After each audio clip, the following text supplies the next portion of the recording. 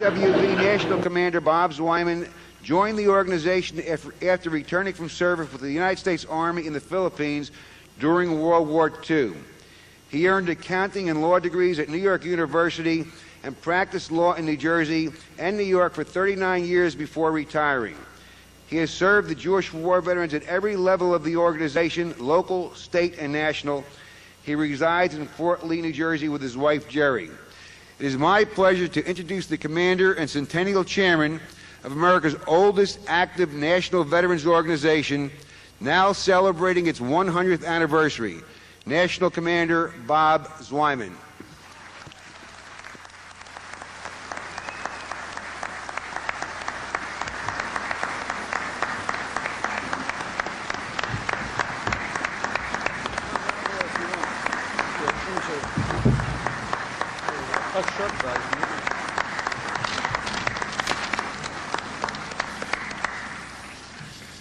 President Clinton, Secretary Brown, my comrades and my friends, the nation welcomes you to Veterans Day ceremonies. On Memorial Day in May, we honor those who died for the nation. Today, in November, we give tribute and honor to the 26 million who survived in the service and defense of our nation. Today, we of the Jewish war veterans share a special pride with you. As veterans and as American Jews, it comes from being 100 years old as a veterans organization, dedicated to service to the veteran and to our American heritage. Edward R. Murrow said it this way. He said, "You can deny our heritage, but we cannot escape the responsibility for the result. There must be a recognition of the veteran as a survivor that hopefully there will show the existence of a path to an understanding of the moral and real obligation owed by a nation to its veterans who gave in the defense of the American way of life. Yet survival can, and in many instances, result in a depersonalization and with a resultant transfer of intergenerational indifference. Not only does one not remember the veterans, but in many cases the tragedy is that no one really cares about the veteran. Yesterday's heroes are off the front pages. And as it happened after the Vietnam conflict, some are damned for surviving and for reminding America of its obligations. Some of our veterans find themselves homeless. Some are forgotten in our veteran administration and state veteran hospitals and would languish there but for America's veterans organizations.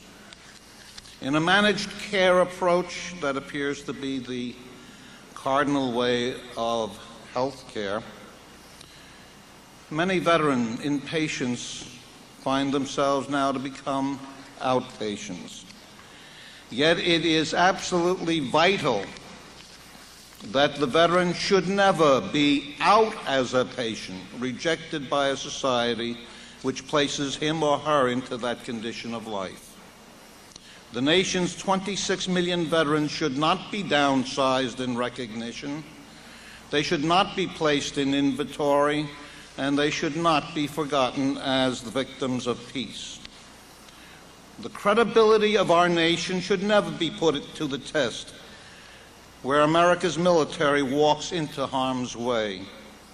Never should our government stonewall or misrepresent the dangers from an enemy of chemical, germ, or any other debilitating capability. Never should our government misuse our military for political purposes.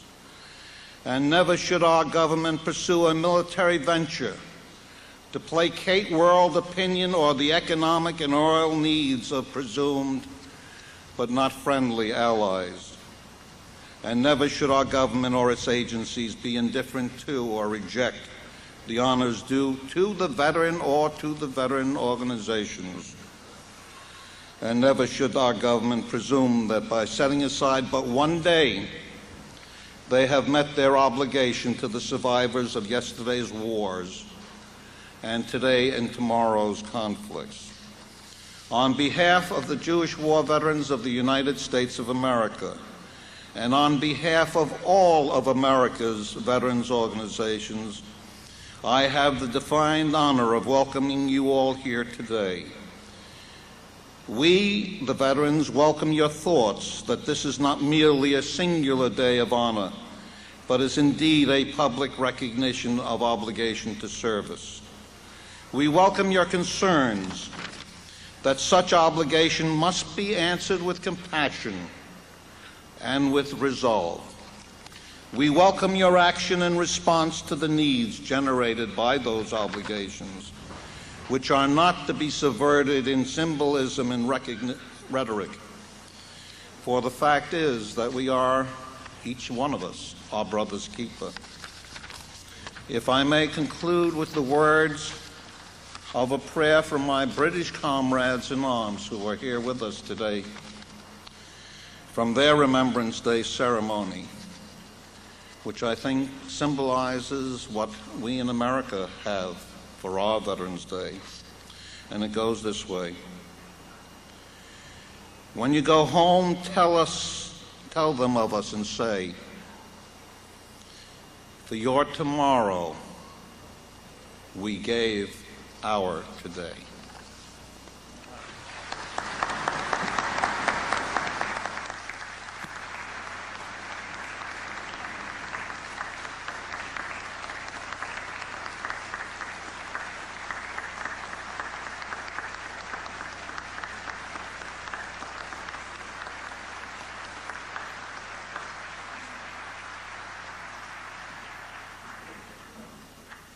The Marines look for a few good men and women.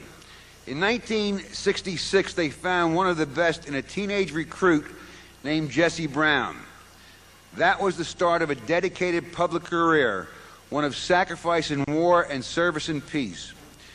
It is a long road from the streets of Chicago through the jungles of Vietnam to the halls of the White House and a seat at the cabinet table. Jesse Brown has walked that road with one objective: serving the country he dearly loves. He almost lost his life near Da Nang. Since then, he has dedicated his life to serving veterans and their families. It has been a labor of love. The Marines found one of their few good men, and the nation has found one great American. Ladies and gentlemen, the Honorable Jesse Brown, Secretary of Veterans Affairs.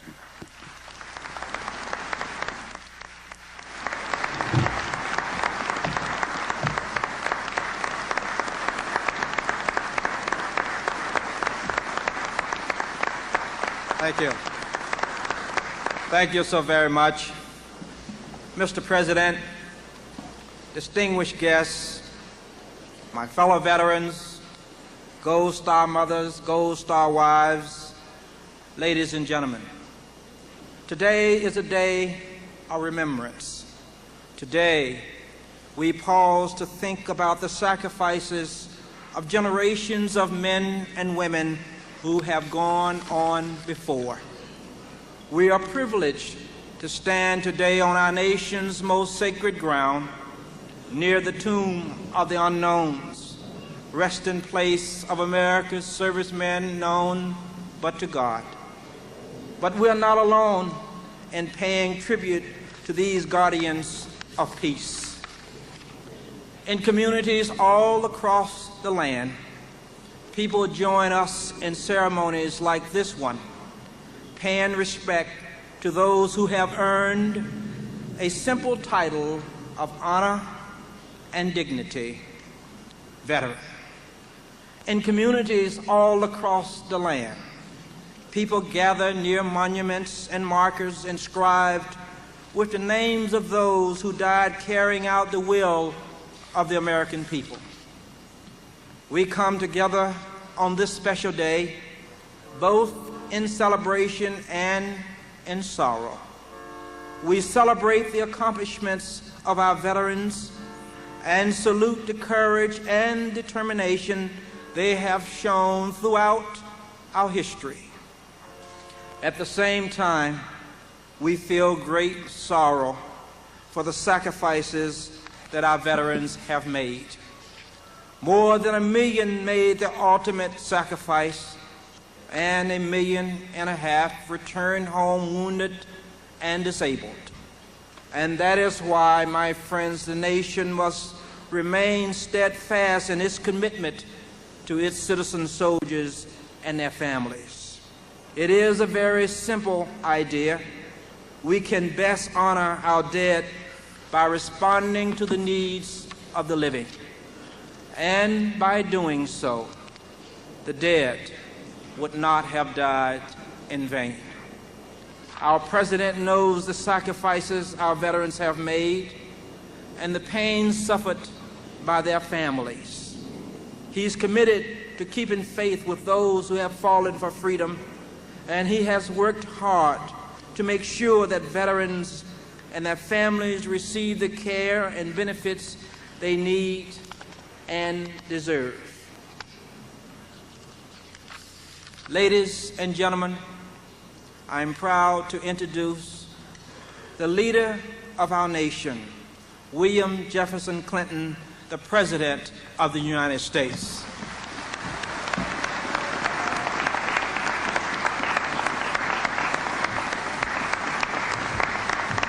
Thank you.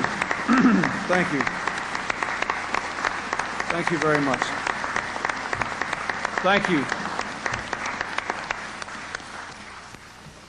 Thank you very much, Secretary Brown, for your introduction and for the service that you, Deputy Secretary Gober, and all the men and women of the Department of Veterans Affairs render to our nation every day. I thank Commander Zweiman for his remarkable address this morning, and I congratulate him on the 100th anniversary of the Jewish War Veterans of America. Thank you, sir.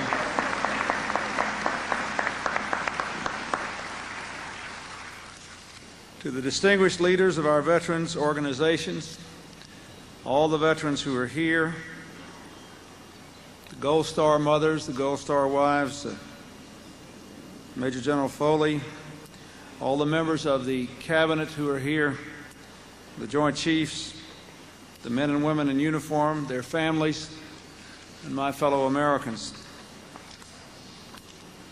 Today on this hallowed hillside and all across our great land, we pay tribute to the service and sacrifice of our veterans, all those who followed our flag in war and peace, those who gave their lives, and those who came home.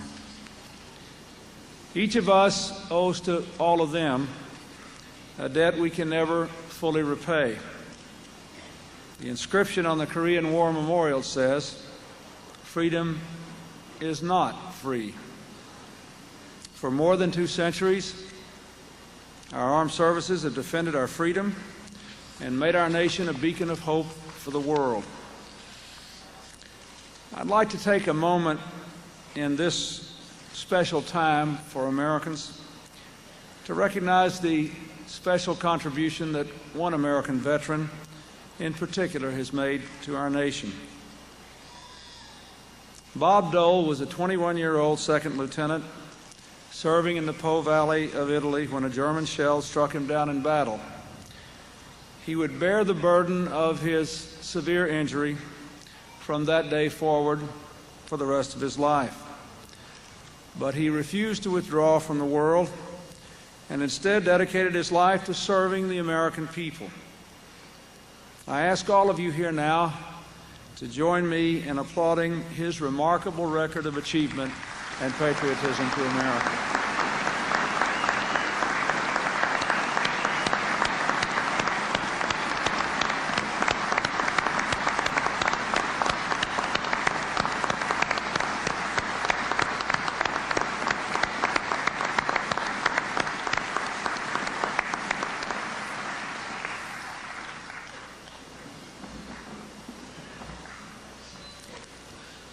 Today we thank God that America is at peace, but our freedom still comes at a cost.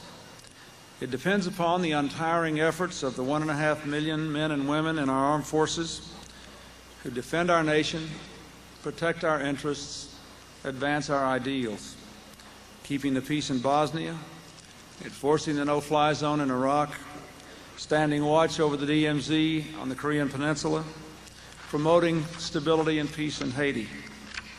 And beyond the headlines and hotspots, our servicemen and women are working every day from Diego Garcia to Guam to keep our forces strong and our readiness razor sharp. Standing tall with them are the Guard and the reserves, whose citizen soldiers proudly trace their lineage all the way back to the colonial Minutemen. All those who serve our nation deserve our strongest support.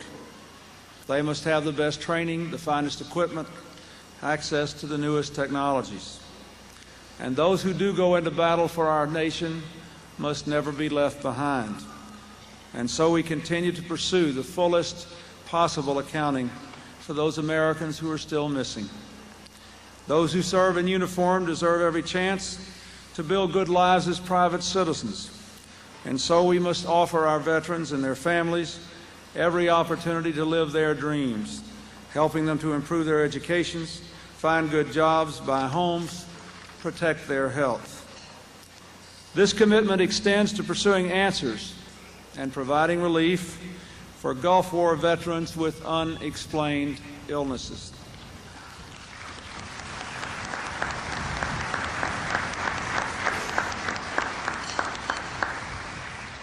This issue was first brought to my attention by the First Lady as she traveled across America, and veterans and their family members came up and talked to them of their personal experiences.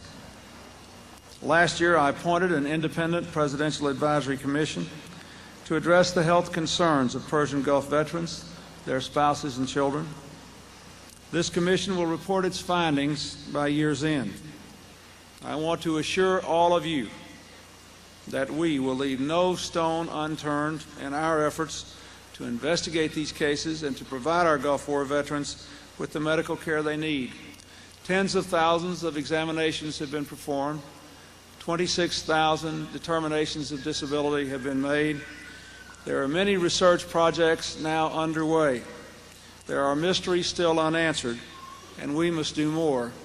But the United States will not forget the people who have served us, and we will discharge our obligations to those who serve in the Persian Gulf.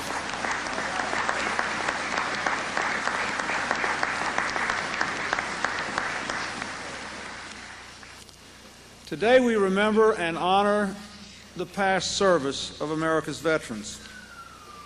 And today we renew our commitment to meet the challenges of America's future, for which they gave so much. Almost 2 centuries ago, Daniel Webster said in his dedication of the monument at Bunker Hill, "There remains to us a great duty of defense and preservation, and there is open to us also a noble pursuit to which the spirit of the times strongly invites us." My fellow Americans, on the brink of a new century, we stand before broad new vistas of hope and progress.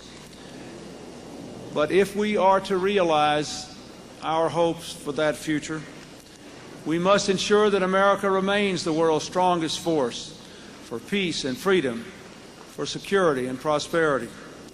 We must strengthen and expand the alliances that have brought us thus far. We must continue to reduce the threat posed by weapons of mass destruction. We must confront the violent conflicts rooted in ethnic, religious, and racial hatreds that so bedevil the world today. We must stop the global scourges of organized crime, drug trafficking, and especially terrorism. We must build an open trading system for the 21st century, and we must stand with all those who stand for democracy and universal human rights.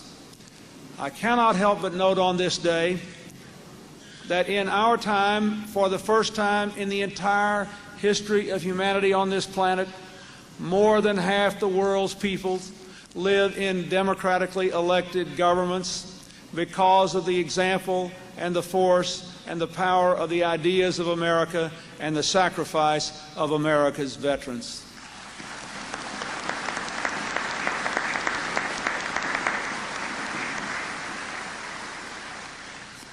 Let me also say that as we meet the challenges of the next century, our unity as a people will be, as it has ever been, our greatest strength. The silent white rows of crosses that surround us mark the final resting place of men and women of all services, all ranks, all races, all religions.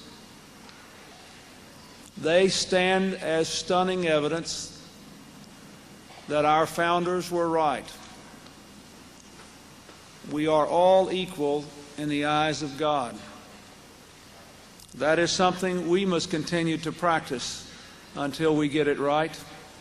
It is something we must teach our children, and it is something we must continue to teach to those troubled areas of the rest of the world where people still insist on killing over their differences. Our American veterans buried here came from different walks of life. They served our nation in different places and in different ways. Yet all were united by love of country, belief in freedom and opportunity and responsibility, and their faith in America's future. As we commemorate this day of reverence and respect, let us also remember this unity of spirit that has guided our nation forward from its beginnings. No words can repay the debt of gratitude we owe to the men and women who have stood up for our freedom, but we can honor the memory of our veterans best by remaining the best kind of Americans we can be and keeping our nation strong and secure, one nation under God, to fulfill the vision of a better world that so many of them, our veterans, gave so much to create. Thank you, and God bless America.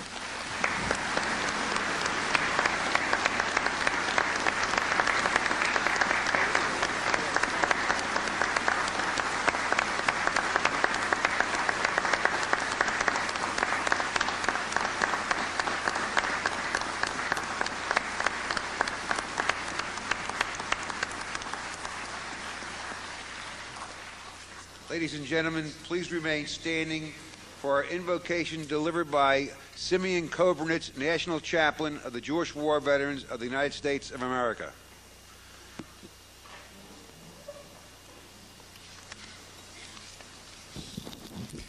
Let us pray. Dear Lord, Father of all humankind, with joy in our hearts and reverence in our souls, we rise to conclude this sacred ceremony. As the flags whip in the breeze, so do our thoughts reverberate with gratitude for the courageous acts and self-sacrifice of our fellow countrymen. Today, we recognize the 100th anniversary of the Jewish War Veterans of the United States and their contributions on the battlefields to the cause of freedom and justice. Through unity, dignity, and mutual respect, we reaffirm our successful and valiant defense of our country's values. May we never falter in our resolve to have our nation always be the land of the free and the home of the brave. In today's program, in the words of our President, had they not been there yesterday, were they not with us today, our world would indeed be far different. And thus, as we conclude, we beseech thy blessings upon our Commander-in-Chief and the leaders of this great land. May we together stand in unity to build a foundation for that bridge unto the 21st century, one nation under God, with liberty and justice for all. Amen. Now, please remain standing as we retire the colors.